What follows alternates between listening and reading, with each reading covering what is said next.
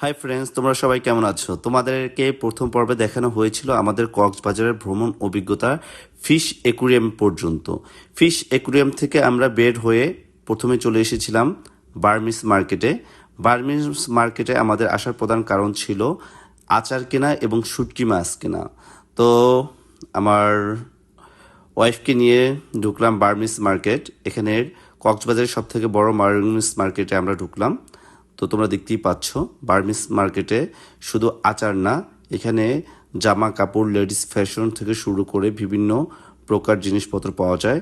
তো আমরা একটা বড় আচারের শপে ঢুকলাম। তোমরা দেখতেই পাচ্ছ এখানে শত শত প্রকার আচার পাওয়া যাচ্ছে, বিভিন্ন স্বাদের চকলেট, বিভিন্ন রকম আচার, রঙের বেরঙের কাবার দিয়ে আটকানো। তোমরা দেখতে পাচ্ছ চালতার আচার, বড়ইর আচার, আরও বিভিন্ন প্রকার আচার, বাদাম, আরও বিভিন্ন রকম জিনিস সামগ্রী।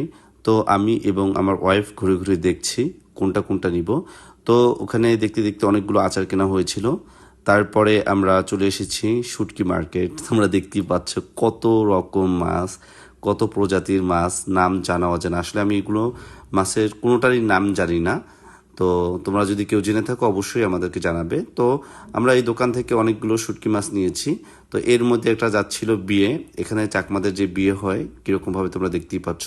তো আমরা যখন শুটকির দোকানে ছিলাম তখন এই বিয়ের শোভাযাত্রাটা যাচ্ছিল, ঢাকঢোল পিছিয়ে ওদের মতো করে ওরা আনন্দ করছিল। আর আমরা সেটা ক্যামেরা বন্দি করে নিয়েছি। এই বরযাত্রী ও কনের যাত্রী যাচ্ছে। আর সব থেকে বড় ব্যাপার হলো কি, কক্সবাজার যে শহরটা, এটা অনেক যানজট প্রচুর পরিমাণে। এই চিপা চাপা রাস্তা ওরকমভাবে আসলে এখন পর্যন্ত আধুনিকই হয়নি। তো পরবর্তীতে আবারও চলে গিয়েছিলাম। আচার কেনা অনেকটা নাকি বাকি ছিল, আমার ওয়াইফের মন ভরেনি। পরবর্তীতে ওয়াইফের মন জোগাড় করার জন্য আচারের শপে গিয়েছিলাম। পাশে আবার একটা মেলা হচ্ছিল। তো যখন আমরা ব্যাগে ফিরতেছিলাম, তো সেই আমার ওয়াইফ বায়না করলো যে মেলায় ঢুকবে, কেনাকাটা করবে। ওকে নিয়ে মেলা ঘোরাফেরা করলাম, তারপর সামথিং কিছু কেনাকাটা করেছি। তারপর চলে এসেছি আমরা বিচে, ওগুলো রেখে। আমার বউর সব থেকে ফেভারিট সেই খাবারটা হলো এটা। আমি আসলে একজ্যাক্টলি এটার নাম জানি না, তোমরা যদি কেউ জেনে থাকো অবশ্যই জানাবে।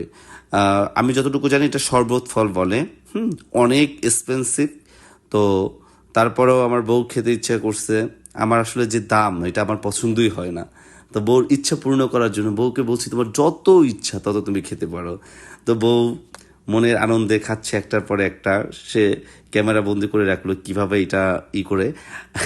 তোমরা দেখতেই পাচ্ছ অনেক চমৎকার। আমাকে 2 চামচ খাওয়াইয়ে দিছিল। অনেক অনেক বেশি এটার স্বাদটা আমার কাছে মনে হয়েছে, যার কারণে মেয়েরা এটা বেশি পছন্দ করে। মেয়েদের কাছাকাছি ছেলেরাও পছন্দ করে। এই ফলটার দাম নিয়েছিল মেবি 130 টাকা করে। চিন্তা করো তোমরা। আর আমার মনে পড়ে যখন আমি ক্লাস 3-তে পড়ি, তখন আমাদের স্কুলের পাশে এরকম একটা গাছ ছিল, অনেক ফল হইতো।